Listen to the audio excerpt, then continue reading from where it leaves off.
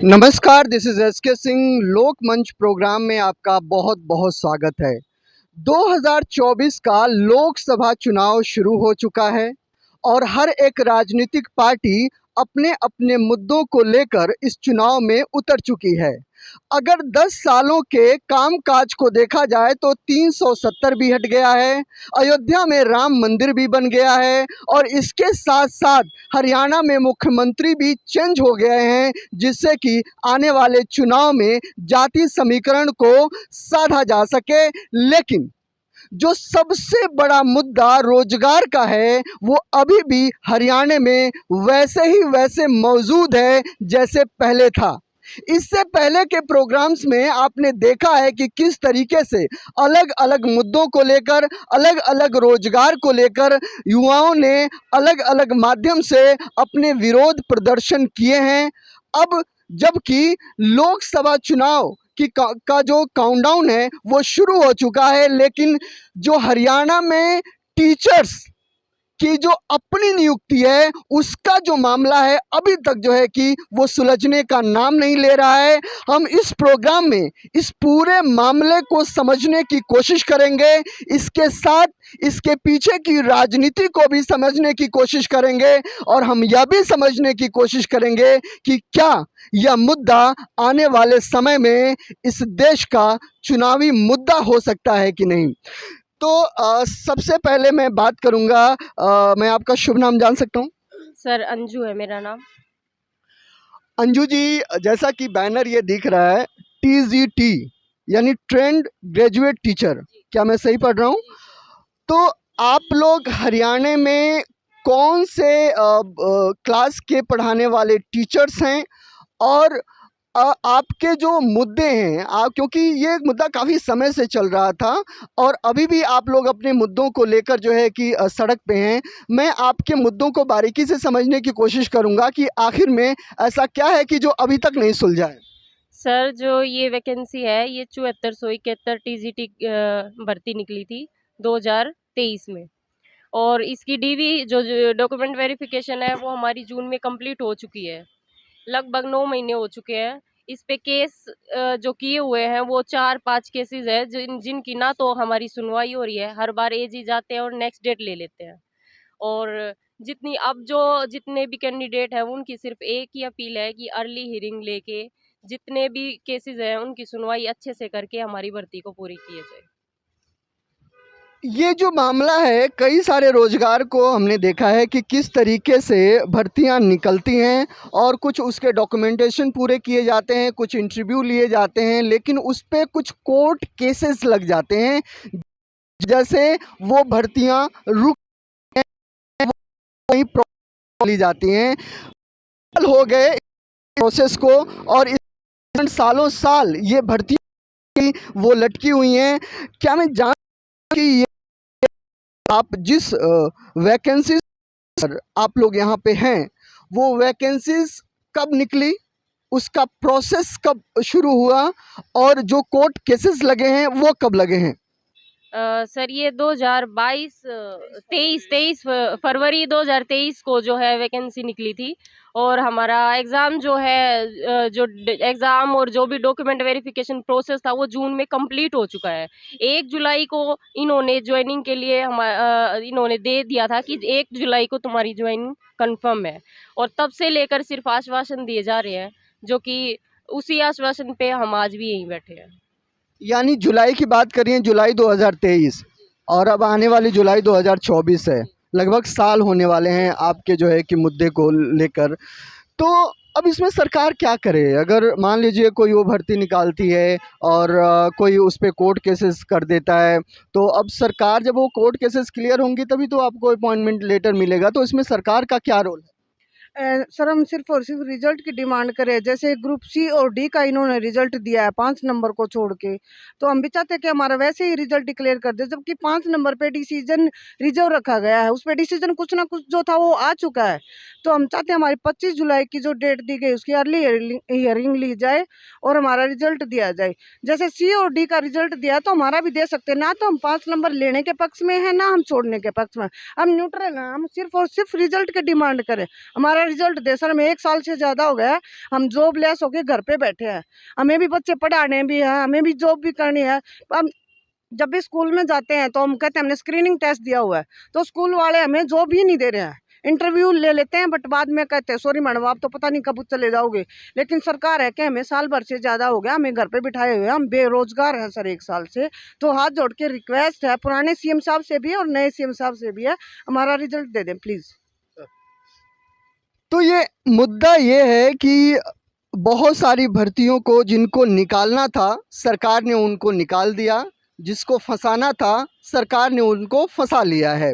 निकालने का सवाल ऐसा है कि जिन मुद्दों को लेकर, जिन केसेस को लेकर महीने टू महीने, साल से साल जो लटका रही थी, जब उनको निकालना था चुनाव से ठीक पहले, तो उन्होंने कोई ना कोई उसमें प्रावधान निकाल कर, चाहे वो किसी भी तरीके का हो, उन भर्तियों को निकाल दिया। और मामला ऐसा था कि रातों रात लोगों की ज्वाइनिंग कराई गई, जिससे कि चुनाव के डिक्लेरेशन से पहले इन सारे वोटों को लोकसभा चुनाव में तब्दील किया जा सके। लेकिन कुछ भर्तियां फंसा ली गई हैं। अब हम ये जानने की कोशिश करेंगे कि जो कोर्ट केस हुए हैं अभी, वो कोर्ट केसेस किन लोगों ने किए हैं और उनके करने का आधार क्या है? सर ये कोर्ट केसेस किए हैं, सरकार ने एक्सपीरियंस के नंबर दिए थे 4 भर्ती के अंदर, वो दिए थे गवर्नमेंट एडेड स्कूलों को। पर उसमें से कुछ बच्चे प्राइवेट स्कूलों में जो पढ़ा रहे थे, गवर्नमेंट के मतलब गवर्नमेंट एडेड जो प्राइवेट स्कूलों में पढ़ा रहे थे, उन बच्चों ने केस कर दिया है। और हम सरकार से ये डिमांड कर, उस सबसे बड़ी प्रॉब्लम है सर, सरकार पैरवी ही नहीं कर रही है हमारी। सरकार को जाना होता किसी तारीखों पे, वो आज तक 4 से 5 तारीखें लग चुकी, सरकार जाती ही नहीं है, बाहर से ही नई डेट ले ली जाती है।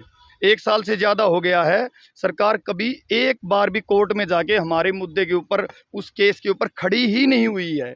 अब जिस दिन पिछली डेट थी उस दिन भी सिर्फ 5 नंबर का केस हुआ, एक्सपीरियंस के केस को 25 जुलाई पे कन्वर्ट कर दिया गया, और 25 जुलाई आज ही नहीं है सर। उसके बाद विधानसभा इलेक्शन आ जाएंगे, फिर आगे की डेट ले लेगी। एक सिंगल बार एजी साहब नहीं गए हैं खड़ा होकर, उन्होंने प्राइवेट एक्सपीरियंस के ऊपर अपना स्टैंड क्लियर नहीं किया है। तो हम क्या करें सर, किधर जाएं समझ ही नहीं आ रहा है। डेट पे डेट वही काम हो रखा है। और HKRN के तहत इन्होंने 4200 वैकेंसी फिट कर दी। अब क्या करें हम, किधर जाएं समझ ही नहीं आ रहा है। कुछ कोई भी सरकार है ना, टीचरों के साथ तो ऐसा व्यवहार कर रही है, पता नहीं इनको हर भर्ती को ऐसे ही पूरा करना होता है क्या। पढ़ाई लिखाई के माहौल को लेकर जिस तरीके की सामाजिक व्यवस्था हमारे देश में है और जिस तरीके से राजनीति इसको डील करती है, वो आप लोगों के सामने है। किस तरीके से 20 से 25 और 30 हज़ार रुपये कमाने वाला आदमी अपने 2 बच्चों को पढ़ाना हो तो उसका कम से कम 25% अमाउंट तो सरकारी स्कूल की तो बात छोड़िए, जो प्राइवेट स्कूल्स हैं उसमें चले जाते हैं। सरकारी स्कूल में वो इसलिए नहीं भेजता क्योंकि वहाँ पे टीचर हैं, उनके टीचर नहीं हैं, उनके बच्चों को देख रेख करने वाला कोई नहीं है। लेकिन टीचर की नियुक्ति को लेकर अगर सरकार इसी तरीके का रवैया रखेगी तो आने वाले समय में शिक्षा का क्या जो है कि सिचुएशन होगी इस पूरे देश में या पूरे राज्य में, इस बात को आप जो है कि समझ सकते हैं। मैं ये जानना चाहूँगा कि अब चुनाव है, सरकार चाहेगी कि आप लोगों को जल्दी से जल्दी पैरवी देकर आप लोगों के वोट लिए जाएं, तो सरकार के लिए तो आप लोग फ़ायदेमंद है। कौन से सरकार की जेब से पैसे जाने हैं, तो फिर वो ऐसा क्यों कर रही है कि आप लोगों की हेयरिंग ठीक से नहीं कर रही है? सर हम तो खुद चाह रहे हैं कि ये सरकार हम वोट दें। हम वही बात हो रही कि हम चाह रहे हैं कि वोट ये लेने वाले बने। हमें पहले कह रहे थे कि तुम्हारा रिजल्ट तैयार है, तुम लेने वाले बनो। हमसे फर्स्ट मीट में यही बोला था कि तुम्हारा तो रिजल्ट तैयार है, तुम लेने वाले बनो। हम यही कह रहे हैं कि हमें आपकी भी वोट तैयार है, आप लेने वाले बनो, हमारा रिजल्ट दो और वोट लो। यही कह रहे हैं हम उस दिन से। और केसेस का जो कोर्ट केसेस बचे वो सिर्फ और सिर्फ एक गलत जो केस था हमारे केस के साथ जोड़ दिया गया है, जिसकी वजह से स्टे दिखा रहे हैं। और एजी साहब ने खुद जाके बोल दिया है कि मैं एक ओपिनियन लेना है मेरे को एजुकेशन डिपार्टमेंट से, वो ओपिनियन लेने के बाद मैं जो है रिजल्ट डिक्लेयर करेंगे हम। और वो नेक्स्ट स्टेटमेंट में जाके खुद ये बोल देते हैं कि हमें इस ओपिनियन की ज़रूरत ही नहीं थी। और उसी जब थर्ड डेट आई तो कोई अदर केस था हॉर्टिकल्चर डिपार्टमेंट का, जो हमारे केस के साथ रजिस्ट्रार मिस्टेक के कारण हमारे केस से अटैच कर दिया गया, जो कि बिल्कुल गलत है। एक एप्लीकेशन देनी है वहाँ, जिससे हमारे केस के साथ जो गलत केस लगा हो वो अलग हो जाएगा और हमारे केस से स्टे हट जाएगा, जिससे ये रिजल्ट डिक्लेयर कर सकते हैं। नौकरियों को रोक कर रखने का जो मुद्दा हमारे सामने आया है अलग अलग डिपार्टमेंट को लेकर, उसमें एक बात और भी समझ में आई है कि शुरुआत में जब लोकसभा चुनाव होना था तो खट्टर सरकार को इस बात का अंदाज़ा था कि विधानसभा चुनाव भी इसी के साथ हो जाएगा और कहीं ना कहीं मोदी की गारंटी को लेकर हम भी इस चुनाव को पार ले लेंगे या हम जीत लेंगे। लेकिन ऐसा नहीं हुआ और ऐसा नहीं हुआ, इसके कारण आनन फानन में बहुत सारी ज्वाइनिंग तो करवाई गई, लेकिन कुछ नौकरियों को इसलिए रोक के रखा गया है ताकि लोकसभा चुनाव में तो मोदी जी किसी न किसी तरीके से निकाल लेंगे। सवाल आने वाले विधानसभा चुनाव का होगा तो उसमें कौन वोट देगा, तो क्यों ना कुछ नौकरियों को बचा के रख लिया जाए और उनको अपॉइंटमेंट लेटर या उनकी जो क्लियरेंस है वो लोकसभा चुनाव के बाद की जाए, ताकि उनके वोट का जो उपयोग है वो आने वाले विधानसभा चुनाव में की जाए। अब इसके पीछे की थोड़ी सी मानसिकता को और हम समझेंगे।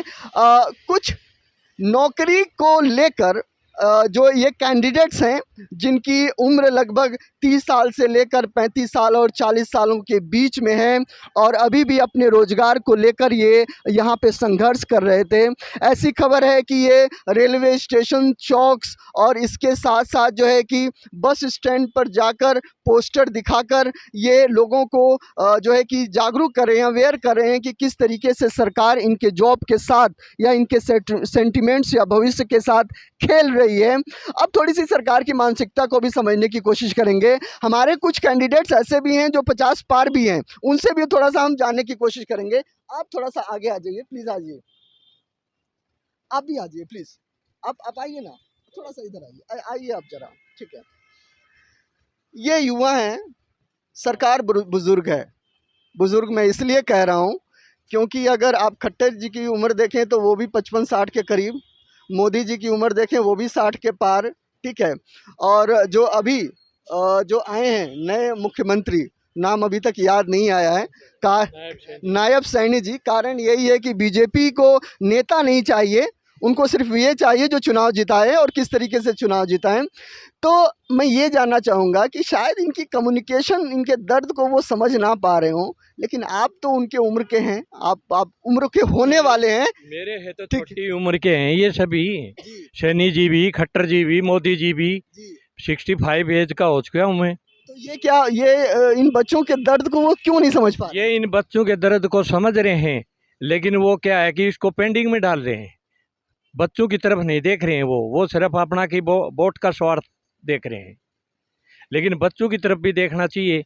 ये अपने घर से बाहर यहाँ पर 1-1, 2-2 महीने है सड़कों के ऊपर पड़े हैं। यहाँ कोई रहने की सुविधा नहीं, कोई खाने की नहीं, यहाँ कोई भी हमारी बात को नहीं सुनता, न बच्चों की बात को सुनता है। माँ बाप भी इनके साथ में आए हुए हैं। ये सिर्फ झूठा आश्वासन देते हैं और कोर्ट का सहारा लेते हैं। तो इतने साल हो गए, जब चुनाव आता है तो बड़ी बात होती है हरियाणा में, खाप बिरादरी, फलाना ढिमकाना, इतनी सारी बातें आती हैं और ये भी कहा जाता है कि हरियाणा जो वोट डालता है अपने मूड से डालता है, वो देश के मूड से नहीं डालता। क्या आप इतने बारीकी से राजनीति को देख रहे हैं, जब चुनाव आता है तो रोजगार और बच्चों का सवाल उसमें आता है कि नहीं? ये जब चुनावों का टाइम आता है न, जब ये बच्चों को क्या है कि ये नहीं देखते कि इनको ज्वाइनिंग करवानी है कि आप नेताओं से पूछते हैं जब, क्योंकि अब देखा जाता है नॉर्मली कि जब नेता लोग आते हैं अपने अपने एरिया में तो उधर के जो अपने अपने किसी संगठन के नेता फलाना सारे नेता लोग जो है कि खड़ा होकर फ़ोटो वगैरह खिंचवाते हैं, उसमें उनको जो है कि प्रतिष्ठा मिलती है। क्या मौजूदा समय में जो बच्चों के रोजगार की समस्या, आने वाले समय में बच्चों की रोजगार की समस्या और जो युवा है या युवा के लिए जो सरकार की सोच है, वो आपकी बातचीत का मुद्दा बनती है कि नहीं? अगर नहीं बनती है तो क्यों नहीं बनती? वो सरकार ये कहती है कि हम इनको सभी को नौकरी देंगे, इनका रिजल्ट भी निकालेंगे, लेकिन झूठा आश्वासन देकर चले जाते हैं, उसको पेंडिंग में डाल देते हैं। हाँ बोलो। हाल फिलहाल की सिचुएशन को देख के तो ऐसा लग रहा है कि नेता लोग जो है अपने मैनिफेस्टो में लिखने के लिए सिर्फ ये वादे रखते हैं, वो पूरा नहीं करते। हमें तो यही लग रहा है सर, क्योंकि हम सितंबर से रोड के ऊपर पड़े हुए हैं छोटे छोटे बच्चों के साथ। हमने तो कोई वादा पूरा होता हुआ नहीं देखा है।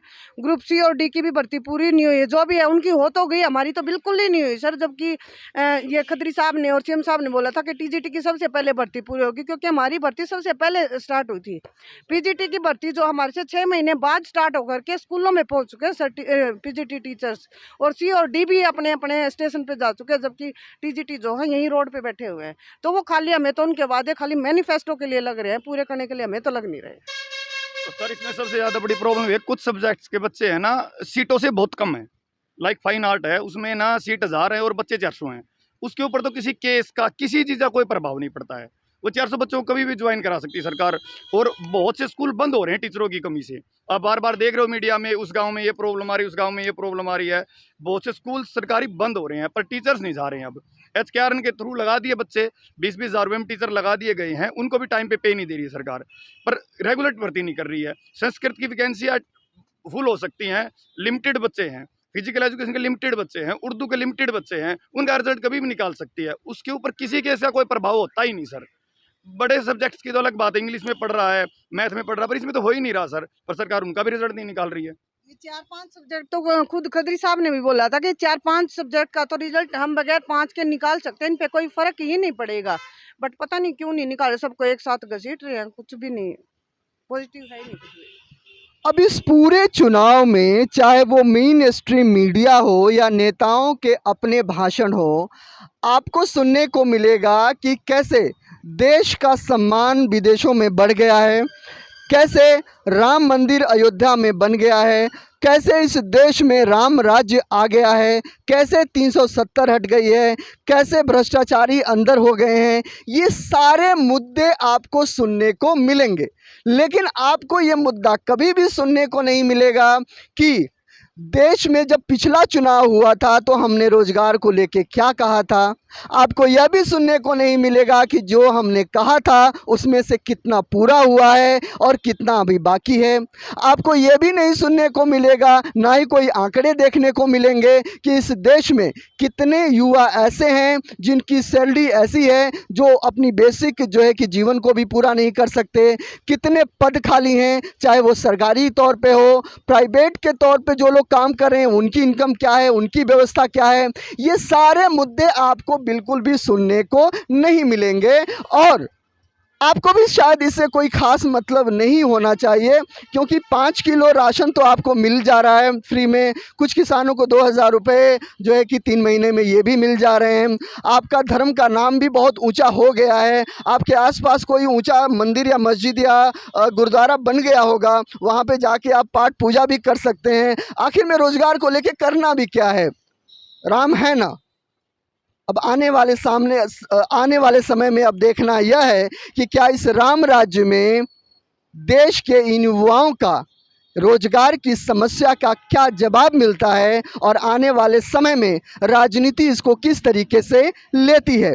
अगर आप इन युवाओं के मुद्दों के साथ सहमत हैं तो आप इस वीडियो को ज़्यादा से ज़्यादा शेयर करें, ताकि ये समस्या लोगों तक पहुंचे और आने वाले समय में वोट और राजनीति पर इसका प्रभाव पड़े। और इस चैनल को सब्सक्राइब करें, क्योंकि आने वाले समय में इससे जुड़ी हुई और खबरों को हम आपके सामने रखेंगे। नमस्कार, जय हिंद।